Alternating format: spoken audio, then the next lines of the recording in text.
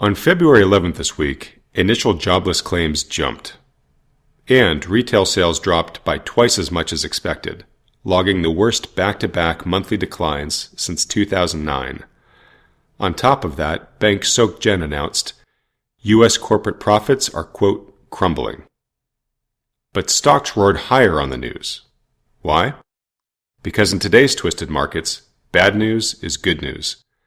The market thinks that signs of economic weakness will increase the odds that the central banks will ride to the rescue again with more quantitative easing, also known as money printing.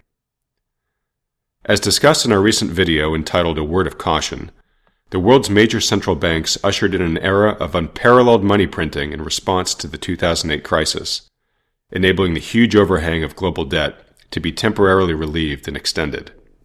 In other words, they chose the easy path, to paper over the problem, to defer the pain of a day of reckoning until later, when hopefully those currently in charge are safely retired. And the result? Through the process of seigniorage, meaning those first at the trough, that tsunami of new money was funneled into financial assets like stocks and bonds, sending them ever higher over the past 6 years. Today, the market is controlled by high-frequency trading algorithms, large institutions, and the rich. The average investor is largely out of the market and so is not participating in the run-up.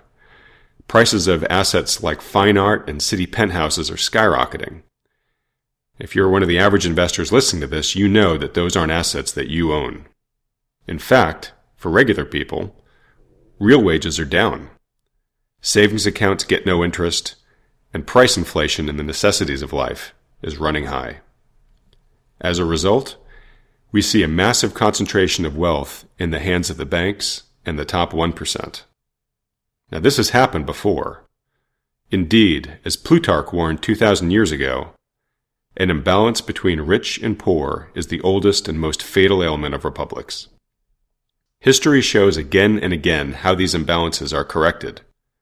By class warfare, by currency crises, by deflation as debt defaults, or hyperinflation as too much currency is printed. Is that what we want? Because make no mistake, that's where we're headed if we, the populace, continue to remain silent and unengaged. Over the decades, we've somehow become okay with abdicating our involvement in matters of money and economics to a small cabal of so-called gurus. Now, why is that? Many of them are lifelong academics, lawyers, and politicians with no real-world experience of actually running a business. So what can we do?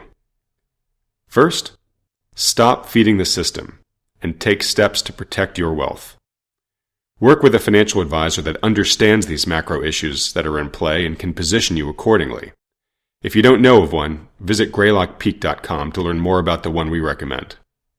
And just as important, consider moving more of your wealth into tangible forms of assets, those that can't be manipulated by a printing press. Second, educate yourself. Watching our free Crash Course video series is a great first step in understanding how much of the narrative we're told isn't supported by the data. And in addition to peakprosperity.com, there are lots of other websites that talk about this material that you should read as well as many other books on the subject.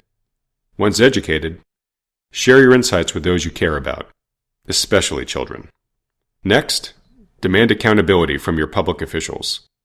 Don't sit idly as more debt is taken on, more wealth is redistributed away from the taxpayer, just to keep the unfair and failing status quo limping along for a while longer. And last, become the change you wish to see. Be visible in your community as someone who stands for a healthy, sustainable way of life, for living within our means, whether it's in regards to our economy, our health, our resources, you name it.